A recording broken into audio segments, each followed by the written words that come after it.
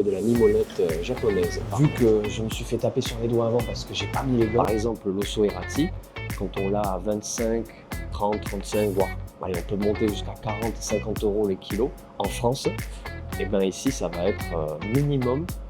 Le Japon, à première vue, tout l'opposé de la fromagerie, et pourtant un pays maître de la fermentation. Yummy. Il y a 13 ans, j'y ai vécu une année totalement dingue. J'y ai appris bien plus que je n'aurais imaginé. Aujourd'hui, je repars sur les traces de ce quotidien vers la fromagerie qui a changé ma vie.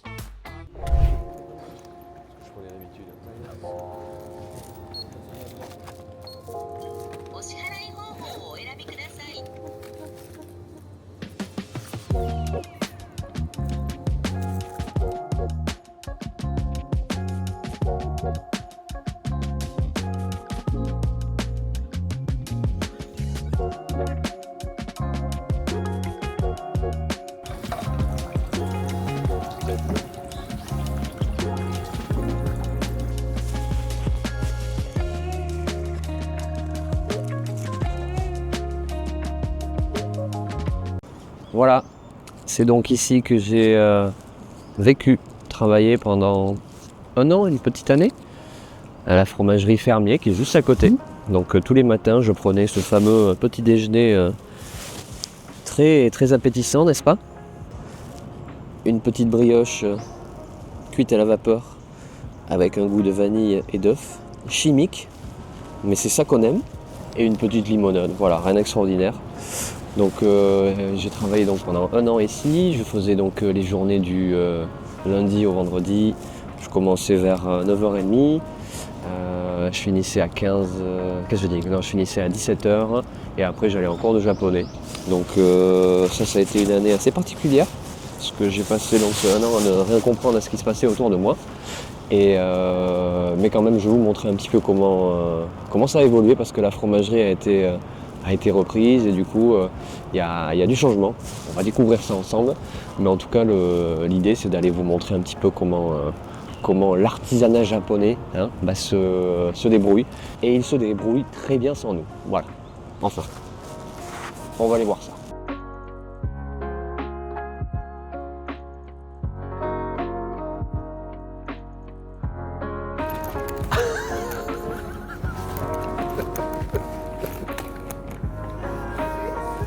Osashibori!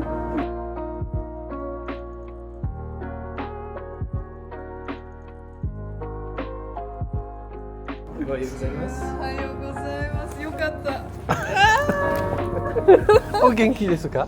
元気。元気です。なんかたくさんインスタとか綺麗なのやってあわかる？わかる。どうぞどうぞ。ありがとうございます。Bonjour! Ça va et vous? Bien? Donc voilà, bienvenue. Je vais faire un petit tour de la fromagerie dans laquelle j'ai travaillé avec en partie Matahira-san, qui était ma collègue ici dans cette boutique à Atago, qui est une espèce de quartier dans Tokyo, et dans une autre boutique dans laquelle on a travaillé pendant 1 an ensemble.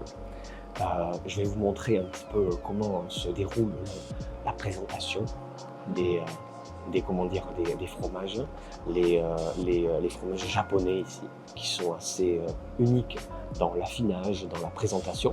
Et du coup, on va voir aussi tous les fromages qui sont un peu, présentés de manière assez, on va dire, précise, avec des emballages bien faits. Ici, en fait, le soin du fromage est hyper important.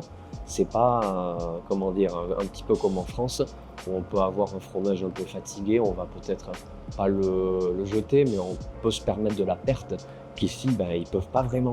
Donc, parce que c'est très cher en fait. Par exemple, l'osso errati, quand on l'a à 25, 30, 35, voire, allez, on peut monter jusqu'à 40, 50 euros les kilos en France, et bien ici, ça va être minimum 100, 150 euros le kilo.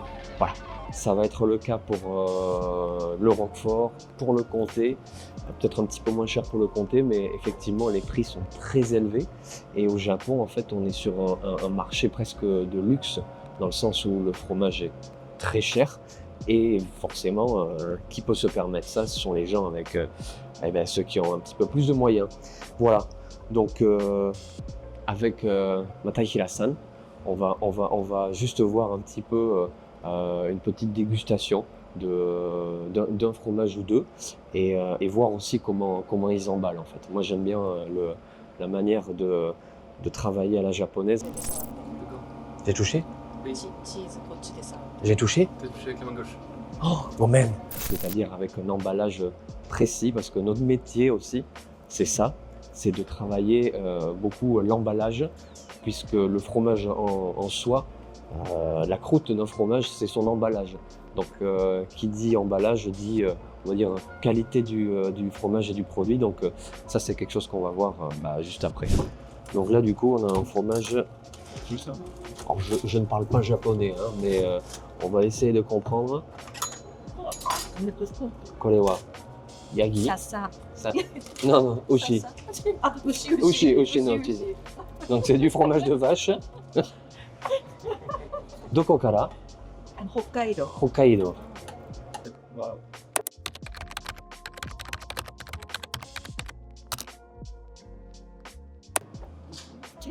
Ah, gomen. Et oui, moi je suis, je me lave pas les mains. Moi je suis, attention, moi je me lave pas les mains. C'est l'émotion. Hein.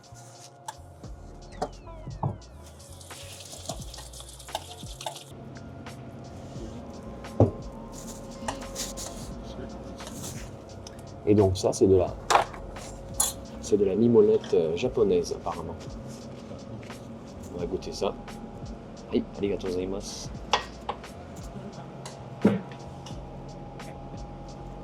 Ah ouais, c'est marrant, ça sent le... Ça sent presque le fumé. C'est pas fumé, c'est pas amer, c'est pas piquant, c'est pas trop salé. En fait, c'est hyper fondant, il n'y a aucun défaut. Et du coup, c'est un fromage qui est fait à Hokkaido, dans le nord du Japon. C'est un peu comme de la mimolette. Ah, merci. C'est un peu comme de la mimolette, mais japonaise. Ils utilisent certainement... Alors, à chaque fois, les fromages japonais, ils s'inspirent de ce qui se fait chez nous en France. C'est plutôt des copies, on va dire, de ce qui se fait chez nous. Des copies, ou du moins des inspirations. Et c'est vrai que celui-là, il est assez bien fait.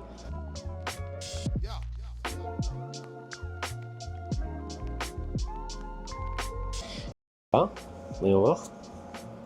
Ça, c'est pour ceux que je critique qui mettent des gants en France. Ici, on m'oblige à les mettre et puis je m'exécute. Oui. Nani kore? Sasa. Sasa. Sasa no ha. Tabemasu? Tabenai? でも切っちゃっていいこのまま。 Ah, ok. 下にさ。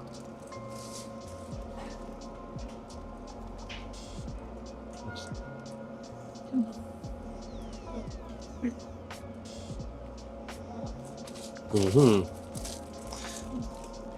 日本のスタイルね。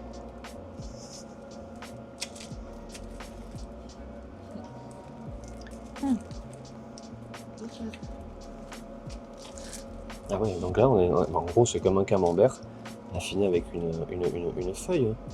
Une feuille de sasa. C'est un style de camembert qui est fait au Hokkaido.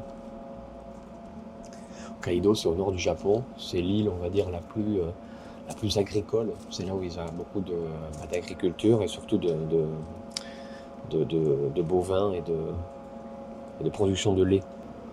Itadakimasu.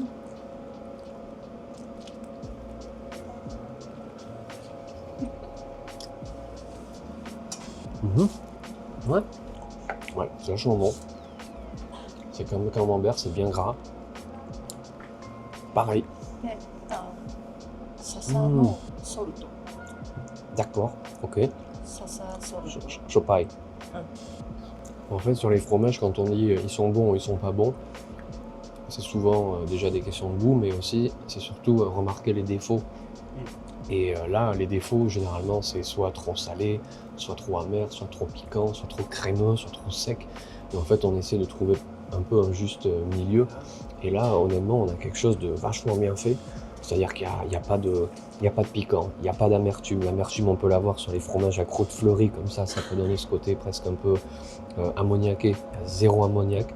La petite feuille, Je pense qu'elle apporte quelque chose, je le sens à peine un poil, mais c'est pas, comment dire, ça prend pas le dessus. Non, franchement, faire ça au Japon, c'est un truc de fou, quoi. C'est-à-dire, quand ils maîtrisent pas les fabrications comme nous, on a depuis des siècles, ça, c'est vachement bon. Sugoi oishi. Anthony. Voyons. Alors là, oui, du coup, elle met un petit morceau de plastique, tout simplement, mais très épais. Donc là, ça va simplement conserver le fromage plus longtemps. Et ils font ça pour chaque fromage qui sont découpés.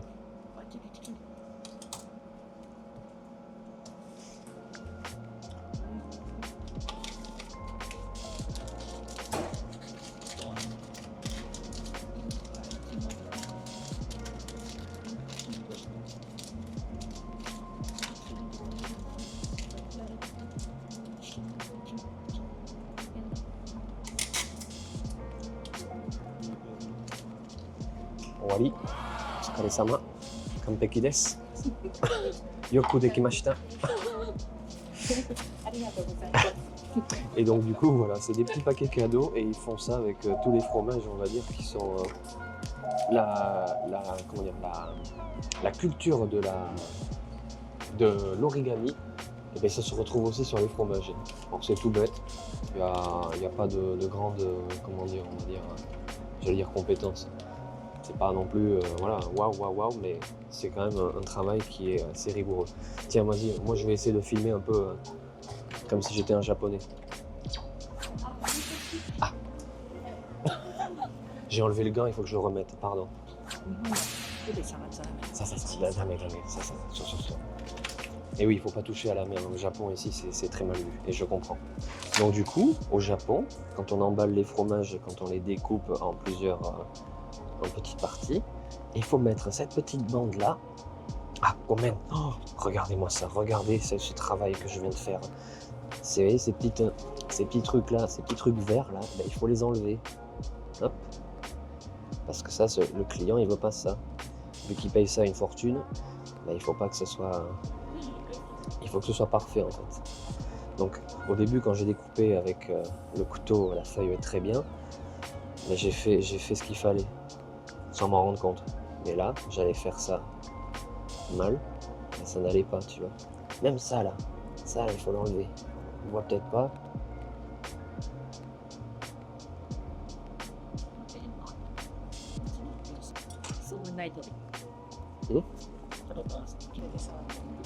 J'ai touché? J'ai touché? Oh man! Kao, je dois acheter. J'ai touché avec la main gauche, donc je suis obligé de l'acheter. Donc du coup, là, je viens de faire une grosse bêtise. J'ai touché le fromage sans gants avec mes... Enfin, qu'est-ce que je veux dire, hein, j'ai touché le fromage avec ma main sans gants, donc c'est pas bien. On coupe comme il faut. Ah ouais, j'ai encore fait quelque chose de mal. Ah ben oui.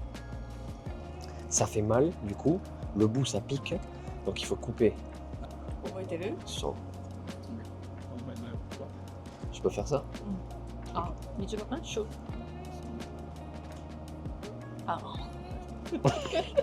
quand même. Ah, parce que je croyais que j'avais encore fait quelque chose de mal. Donc du coup là, tu vois, les petits trucs piquants là, et ben ça pique. Et ben il faut les couper. Voilà, je vais les couper parce que ça pique. Ça va? Donc là, c'est pas mal. Donc on pose ça gentiment sur la pâte. Tac. Maintenant que ça, c'est fait, je ne touche pas le fromage avec cette main, celle-là, je la mets. Hop. Et après, hop, on le met comme ça. Et là c'est ma façon à moi. Voyons. Comme ça. Et après, là, je vais emballer, mais alors, comme un paquet cadeau.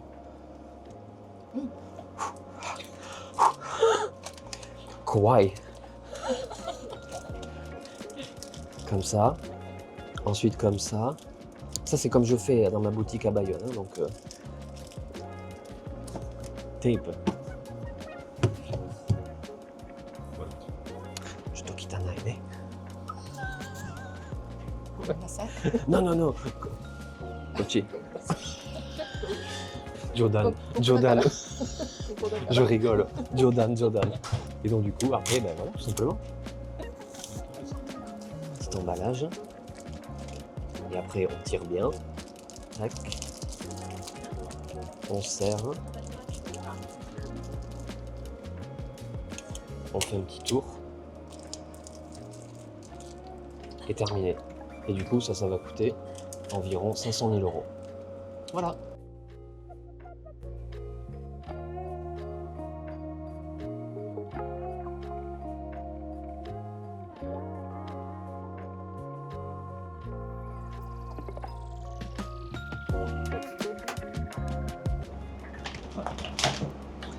Et donc là, du coup, on est dans une cave à fromage japonaise.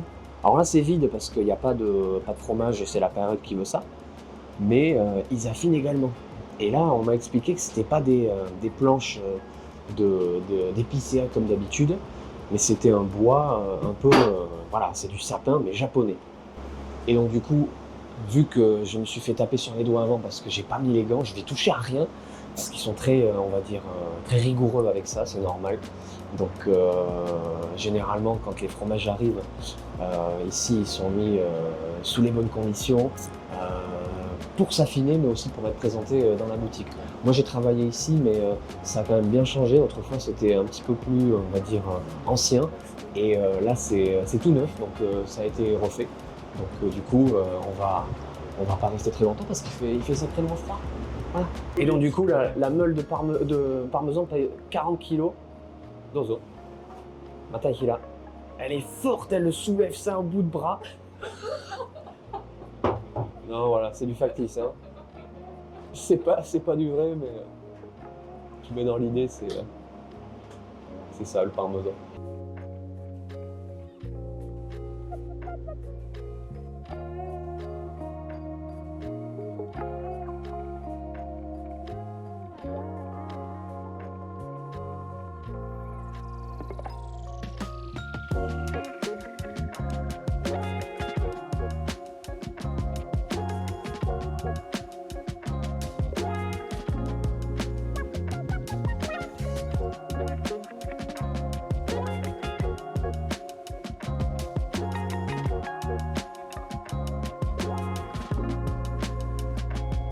Merci à Chizuru et à Matahira pour leur accueil et leur gentillesse. La fromagerie Fermier a été l'une de mes expériences les plus marquantes dans ma jeune carrière de fromager. Nous sommes très peu de fromagers français à avoir travaillé au Japon, mais c'est un pays extraordinairement inspirant pour notre profession. À tous les expats français qui voudraient de l'excellent fromage français, allez chez Fermier, les yeux fermés. Quant à nous, eh bien, on se retrouve pour une prochaine visite au cœur du Japon, à faire des folies. La Daiwa Farm, la vie est douce. La vie est douce, y'a personne, c'est quoi ça? Regardez, alors que regardez, si on regarde ma montre, il est Voilà, 11h11. le 11 novembre. C'est vrai? Putain, 11h11 le 11 novembre.